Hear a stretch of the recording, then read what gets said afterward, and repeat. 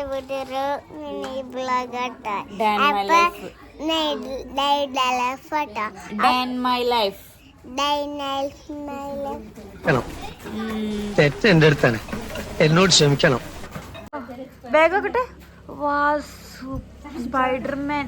Sanjana bag നോക്കട്ടെ. ഇവിടെ വന്ന ഓ ഇതേതാ സിൻഡർലേ? യൂണിക്കോൺ.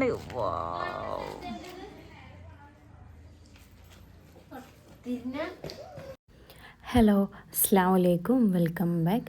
അപ്പോൾ ഞാനിതൊരു 2 ദിവസം മുന്നേ ഷൂട്ട് ചെയ്തൊരു ഡേ ഇൻ മൈ ലൈഫാണ്. പക്ഷേ എനിക്ക് ഫുള്ളായിട്ട് ഷൂട്ട് ചെയ്യാൻ ഒന്നിനും പറ്റിയില്ല.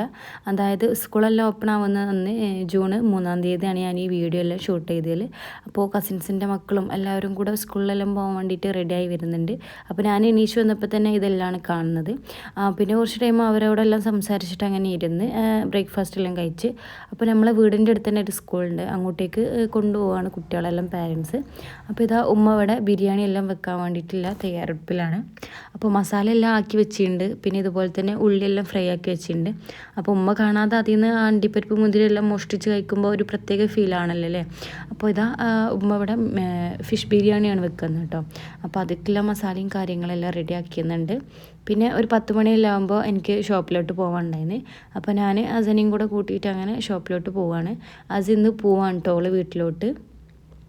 അപ്പോൾ ഓക്കോളെ വീട്ടിലോട്ട് കൊണ്ടുപോകാൻ എന്തൊക്കെയോ ആണെന്നെല്ലാം പറഞ്ഞിട്ടാണ് ആളങ്ങനെ പോരുന്നത്. അപ്പോൾ ഇത് ഉപ്പ മാർക്കറ്റിൽ നിന്ന് വന്ന പാടെ അങ്ങനെ ബൈക്കുമെന്ന് എടുത്തു വെച്ചില്ല. അപ്പോൾ ഞാനതെല്ലാം എടുത്തു വെച്ചിട്ട് അങ്ങനെ ഇതാക്കി. പിന്നെ അതിൻ്റെ ഇടയ്ക്ക് ലേസും കാര്യങ്ങളെല്ലാം വന്നിട്ടുണ്ടായിരുന്നു.